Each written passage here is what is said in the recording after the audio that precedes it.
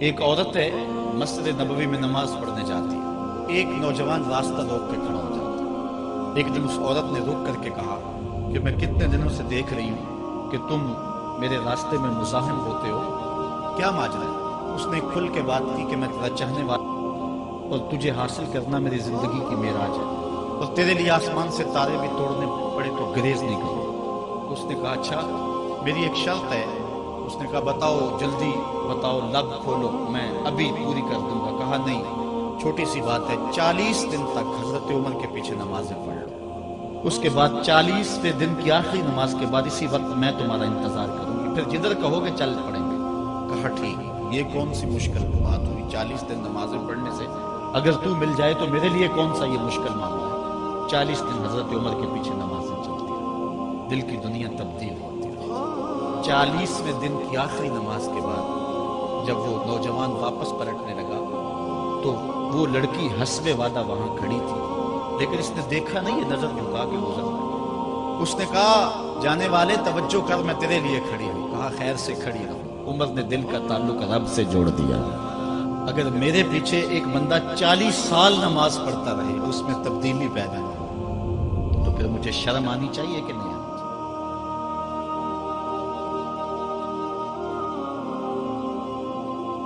مسجد نبوی کا صحن تھا اور ایک شخص کونے میں بیٹھ کے دعا مانگ رہا ہے۔ ذرا اس کے دعا کے لفظ سنیے۔ اللہم انی اسألک بانک انت اللہ، اے اللہ میں تجھ سے اس لیے مانگتا ہوں کہ تو میرا اللہ جو ہے۔ ذرا غور کیجیے، میرے والد گرامی فرماتے تھے اگر بیٹا باپ سے کہے کہ ابا جی میں آپ سے اس لیے مانگ رہا ہوں کہ آپ میرے ابو جو ہیں، تو باپ کو اپنا وجود بیچ کے بھی دینا پڑا تو اس کی ڈیمانڈ پوری کرے گا۔ جو اس نے لفظ ہی ایسا کہہ دیا کہ ابو میں آپ سے اس لیے مانگ رہا ہوں کہ آپ میرے ابو جو ہیں، تو میں نے آپ سے ہی مانگنا ہے۔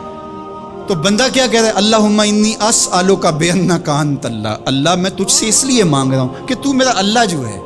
لا الہ الا انت، تیرے علاوہ کوئی ہے بھی تو نہیں۔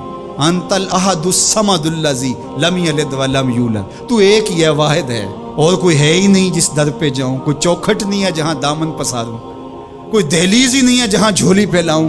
تو بے نیاز ہے، اور تجھے نہ کسی نے جنم دیا اور نہ تو نے کسی کو جنم دیا۔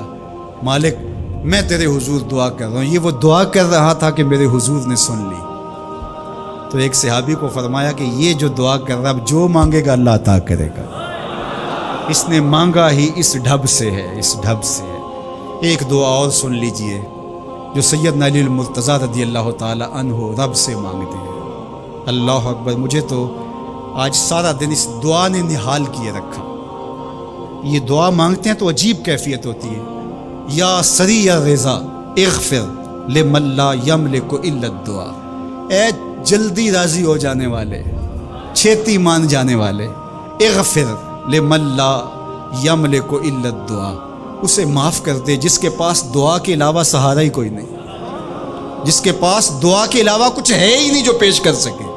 التجا ہی کر سکتا ہے، ترلا ہی کر سکتا ہے، منت ہی کر سکتا ہے۔ منتوں اور ترلوں کے علاوہ جس کے پاس کچھ نہیں ہے، اے جلدی مان جانے والے اس کی مغفرت کر دے، اس کو بخش دے۔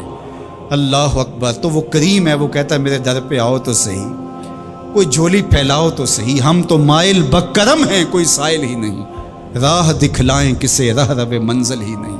کوئی آئے تو صحیح، جھولی پھیلائے تو صحیح، کوئی طلب تو کرے۔ دنیا والوں سے مانگیں تو ناراض ہوتے ہیں، اللہ سے نہ مانگیں تو ناراض ہوتا ہے۔ اللہ کہتا ہے مجھ سے نہ مانگو گے تو پھر کس در پہ جاؤ گے؟ قل ما یعبأ بکم ربی لولا دعاؤکم، اگر تم نہیں مانگو گے تو پھر وہ بھی پرواہ نہیں کرے گا۔ تم مانگتے رہو گے، جھولی پھیلاتے رہو گے، وہ اپنی رحمتیں تمہارے دامن میں ڈالتا رہے گا۔ اس کے خزانوں میں کوئی کمی نہیں آتی، ہر بندے کو اس کی ڈیمانڈ کے مطابق، چاہت کے مطابق، طلب کے مطابق، آرزو اور تمنا کے مطابق دے دے، اس کے خزانوں میں پھر بھی کوئی کمی نہیں آتی۔ تو اسی سے